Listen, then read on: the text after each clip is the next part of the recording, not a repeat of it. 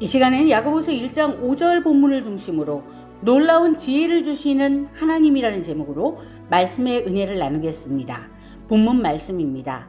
너희 중에 누구든지 지혜가 부족하거든 모든 사람에게 후히 주시고 꾸짖지 아니하시는 하나님께 구하라. 그리하면 주시리라. 우리는 인생을 살아가면서 수많은 선택과 결정을 해야 합니다. 그러나 인간의 한계로 인해 매번 올바른 판단을 내리는 것은 어렵습니다. 이때 우리에게 필요한 것은 하나님의 지혜입니다. 역대하 16장 9절 말씀에 여호와의 눈은 온 땅을 두루 감찰하사 전심으로 자기에게 향하는 자들을 위하여 능력을 베푸시나니 라고 말씀하고 있습니다. 나에게 지혜가 정말 꼭 필요하다면 지혜를 주시는 하나님께서 응답하시고 우리에게 지혜를 주신다고 약속하셨습니다. 내 한계, 내가 벼랑 끝에 있다고 느끼는 그때에 하나님께서 일하십니다. 우리가 하나님께 지혜를 구할 수 있는 근거를 오늘 말씀을 통해 보겠습니다. 첫째, 지혜의 근원은 하나님이십니다. 잠언 9장 10절 말씀입니다. 여호와를 경외하는 것이 지혜의 근본이요 거룩하신 일을 아는 것이 명철이니라 라고 말씀하셨습니다. 그렇습니다. 성경은 지혜의 시작이 하나님을 경외하는 것이라고 했습니다.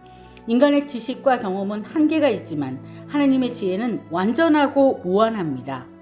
솔로몬 왕은 1000번째 후에 하나님께서 소원을 물으실 때 부나 장수나 부귀영화가 아닌 지혜를 구했습니다. 그런데 열왕기상 3장 9절로 13절에 보면 하나님은 솔로몬의 이 같은 간구를 기뻐하셔서 그에게 지혜뿐 아니라 부와 명예까지도 주셨습니다. 솔로몬의 지혜는 그의 나라를 번영하게 했으며 주변 나라들까지 그의 지혜를 듣기 위해 찾아왔습니다. 하나님은 지혜를 구하는 것을 기뻐하셨습니다. 오늘 야고보서 1장 5절 본문에 너희 중에 누구든지 지혜가 부족하거든 이 말씀은 헬라어 에이데로 시작하는 조건절입니다. 야고보서를 기록한 사람은 예수님의 육신의 동생입니다. 예수님에게는 4명의 남동생이 있었습니다. 예수님의 동생들은 예수님께서 육신의 몸을 입고 계셨을 때만 해도 예수님이 하나님이시라는 것을 알지 못했다가 부활하신 후에 확실한 믿음을 가지게 되었다고 합니다. 그 예수님의 동생 야고보는 예수님의 지혜를 누구보다도 가까이에서 보았을 것입니다. 그리고 그 지혜의 근본이신 분께서 우리에게 지혜를 주실 수 있으니 꼭 구하라고 말씀하고 있습니다. 우리가 지혜를 진심으로 구할 때 그 기도는 약속을 보장해온 기도이기 때문에 반드시 우리에게 응답해 주십니다. 특정한 사람에게가 아니라 모든 사람에게 후히 주시고 꾸짖지 아니하신다는 말씀이 우리 모두에게 큰 힘이 됩니다. 저는 사실 지혜가 너무 부족합니다. 여러분은 어떠신지요? 지금 지혜가 필요하십니까? 지혜가 없어서 어려우십니까? 주님께서 하시는 음성을 들으시기 바랍니다. 둘째, 우리가 응답받을 수 있는 약속의 근거는 지혜를 구할 때 하나님께서 후히 주시고 응답해 주신다고 말씀하셨기 때문입니다. 인간이 가지고 있는 지혜는 항상 불완전합니다. 그래서 온전한 인내를 이룰 수가 없습니다. 인간의 생각은 잘못 판단하기 쉽습니다. 그렇기 때문에 시시때때로 지혜를 하나님께 구해야 합니다. 저는 솔직히 말씀드려서 아주 자주 기도 없이 정했다가 시행착오에 후회를 하곤 합니다. 기도할 때 하나님께서는 단지 지식으로서만이 아니라 올바른 선택과 행동으로 이어지는 실천으로 인도해 주십니다.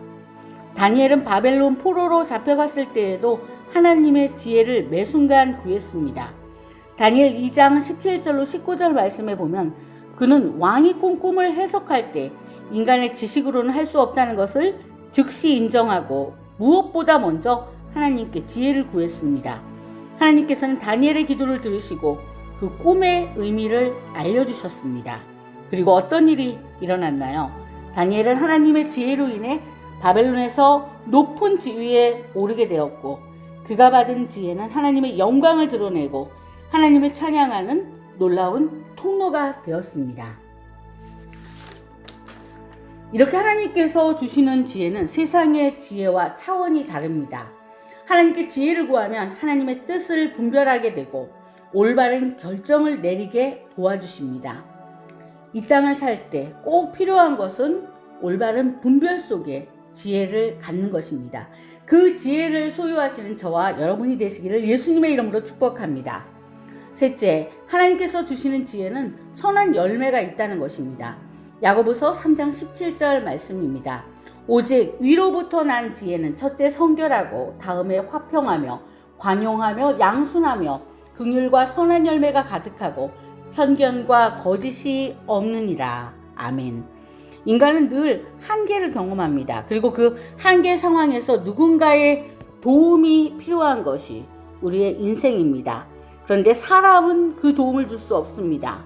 우리에게는 일생 동안 크고 작은 어려움이 있을 때 그것을 이길 힘이 필요합니다. 인생을 사는 지혜가 필요합니다.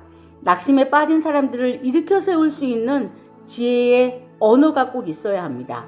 세상의 지혜는 나의 자랑과 지식을 세우려고 하지만 하나님이 주시는 지혜는 성결하고 화평하며 긍휼과 선한 열매가 가득하다고 했습니다. 저는 모처럼 집에서 세계 기독교의 대작이며 명작인 루 월리스 원작의 배너를 다시 보게 되었습니다. 저는 그 영화를 보면서 주인공 배너가 얼마나 지혜로운지를 알게 되었습니다. 그는 참으로 탁월한 선택을 잘한 사람입니다. 그가 예수님께 병든 어머니와 여동생을 데려갔던 날은 예수님께서 십자가에 못 박히신 날이었습니다. 예수님을 먼 발치에서 보았고 그들은 예수님과 말씀 한번 제대로 나누지 못했습니다. 그런데 주다 배너가 그날 어머니와 여동생을 예수님께 데려가지 않았더라면 어머니와 여동생이 나병에서 치유되는 일도 없었을 것입니다. 우리는 늘 순간순간 선택의 기로에 있습니다. 그때마다 성령의 도우심과 성령께서 주시는 지혜를 구하는 기도를 해야 합니다. 지식과 지혜는 다릅니다. 내가 지금 논문을 쓰고 있다면, 내가 지금 보고서를 쓰고 있다면 지혜를 구하시기 바랍니다. 공부해야 한다면 지혜를 구하시기 바랍니다. 느헤미야는 예루살렘 성벽이 무너진 소식을 듣고 하나님께 기도하며 금식했습니다. 왕이 느헤미야에게 왜 수심이 얼굴에 가득한지 물었을 때도 잠시 하늘 아버지께 여쭈면서 기도하며 하나님의 인도하심을 구했다고 느헤미야 1장 4절과 2장 4절에 기록되어 있습니다.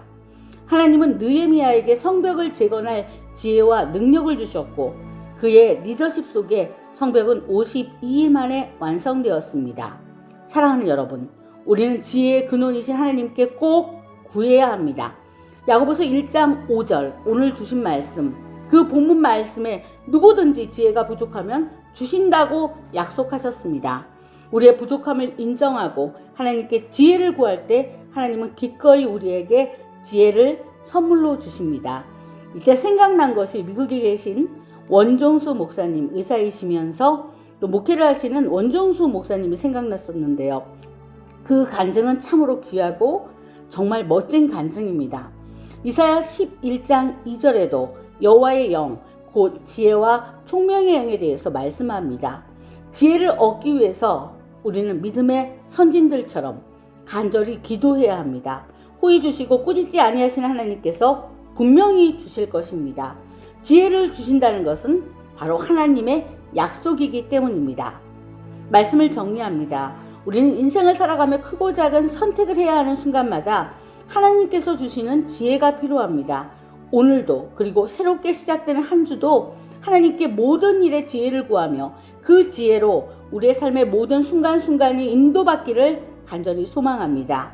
지혜를 주시는 하나님께 기도할 때 반드시 주십니다. 우리의 가정과 교회 그리고 사회, 우리나라가 하나님의 지혜로 더욱 성숙해지고 평온해지고 화평해지기를 소원합니다. 특별히 11월 14일 목요일에는 수능이 있는데 이 땅의 모든 수험생들에게 지혜와 평안과 건강을 주시고 앞길을 열어주시기를 주님의 이름으로 축복합니다. 기도하시겠습니다. 지혜의 근원이신 하나님 아버지, 우리의 부족함을 아시고 지혜를 구할 때 기뻐하시는 주님께 감사드립니다.